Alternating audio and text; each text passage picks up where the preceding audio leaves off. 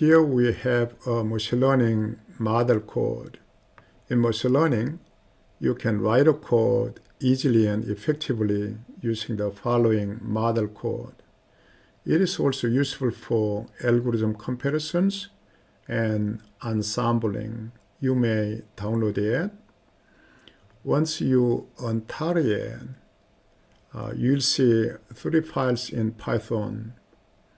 This one is the main program. Let's see some details. In the beginning, we import required libraries and upload a dataset. By printing this, you can see available datasets. We chose the iris dataset. After reading it, we can get feature metric labels and some extra information. In setting, we find the number of data points and feature dimension and number of classes in the dataset. These are extra hyperparameters. R-train is 0.7. With this, the dataset will be split into 2 parts, 70-30, 70% for training, 30% for test. Run is 50. For each classifier, we run 50 times to measure the average accuracy. This parameter controls execution. Once it is 0, then the program will execute only the newly built-in classifier. It is 1, then the classifier will be compared with Scikit-Learn classifiers. If it is 2, as in this setting, then comparison and ensembling will be executed. This function will be used for every execution. For given classifier and dataset, R-train run. The classifier will be run 50 times, and each run, the dataset is split into 2 portions, train and test, with train size 0.7, and train and test output of this one is accuracy. And also we measure the whole execution time, that is elapsed time. And the output of the function is 3 values: the average accuracy, standard deviation, and elapsed time. Okay, you can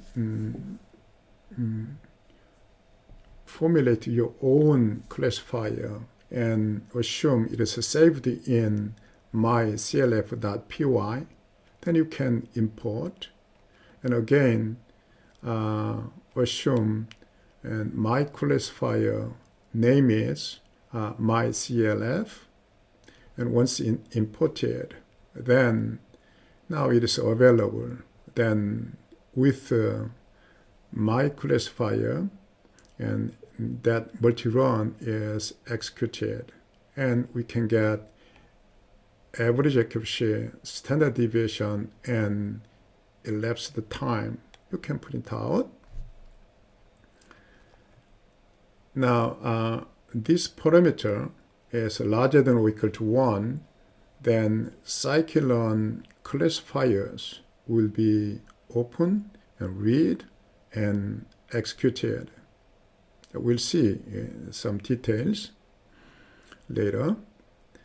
Okay, here, this is myclf.py. Momentarily, I chose decision tree classifier. And once you generate the object, then it is initialized using the distance tree classifier. And here, for this classifier, fit, predict, and score are used for that methods. You can replace distance tree classifier with your own classifier. And your classifier must be implemented as a child class if it is used in ensembling. Now, in this implementation, my CLF is a child class of these two base estimator classifier mix in, and with this, your classifier can be combined with other Scikit-Learn classifiers.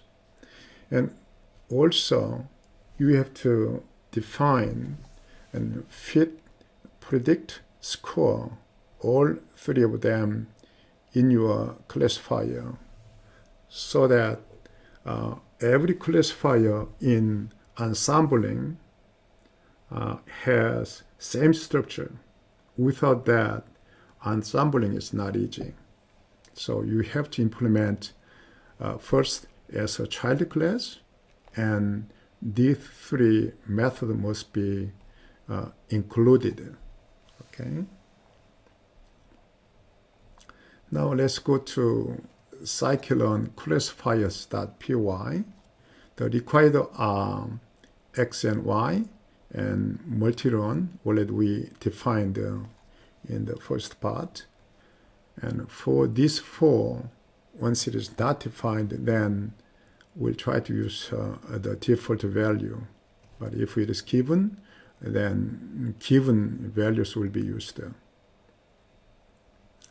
We import libraries, and here choose 10 classifiers from Scikit-Learn and their names.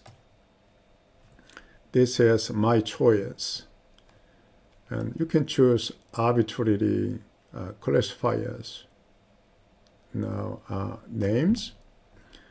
Okay, this is default setting. Once the data name is not defined, then we try to choose data name, no data name. Run is not defined, then run is 50, and so on. Okay, this portion is for comparison.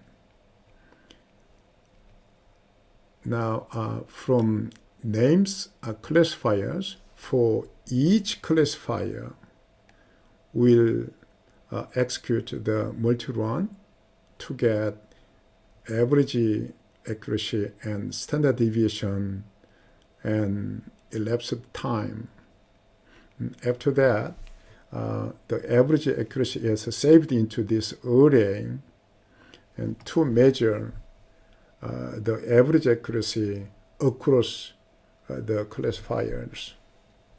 And for each classifier, we print out the result, and later, by using this, again, we print out the maximum and mean of the accuracy across the classifiers.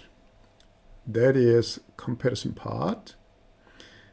And here, once this parameter is larger than or equal to 2, then below will be executed.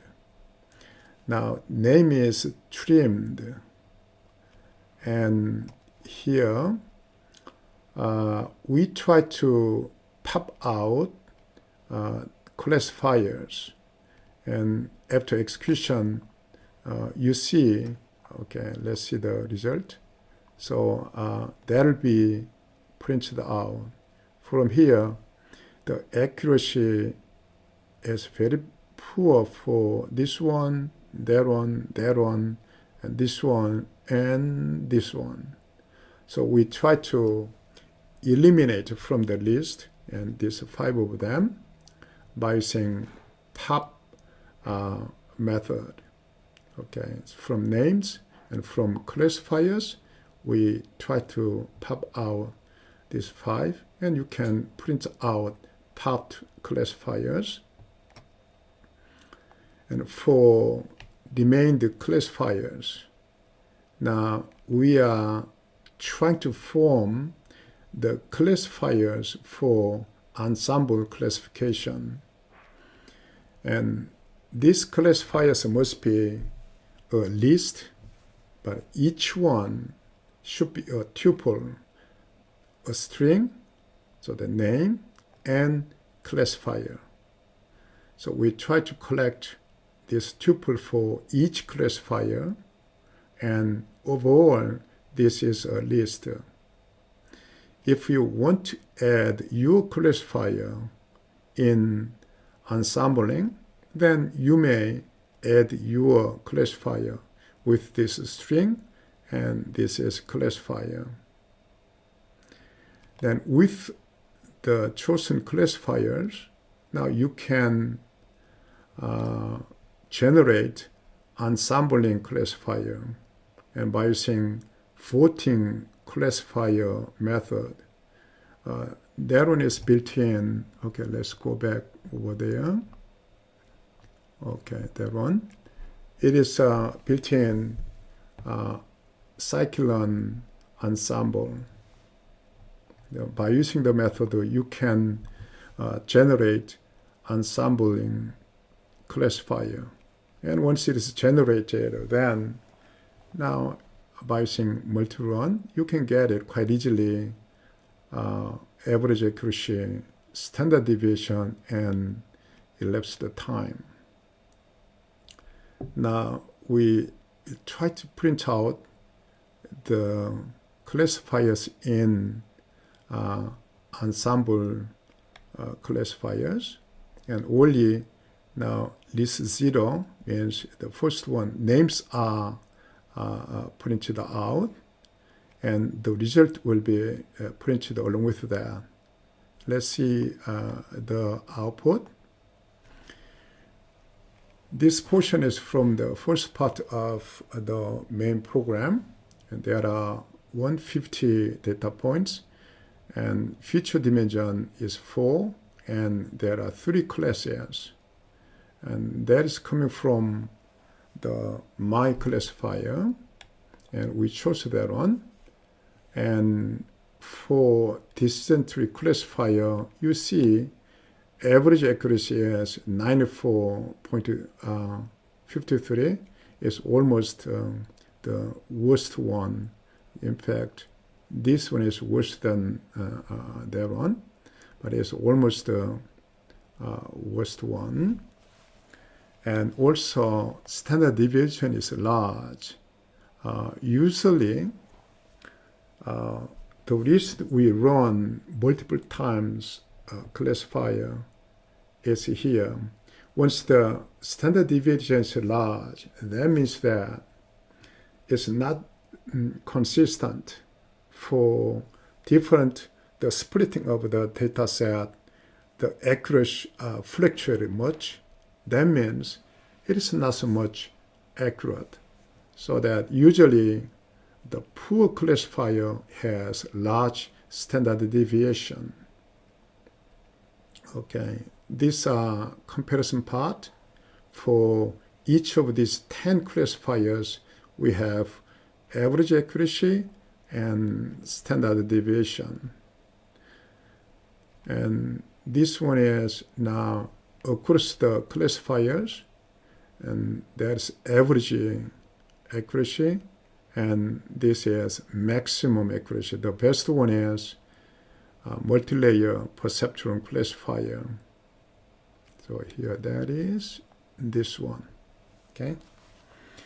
Now this portion is from ensembling part, and these 5 are used, and ensembling mean accuracy is this one, and this is a standard deviation.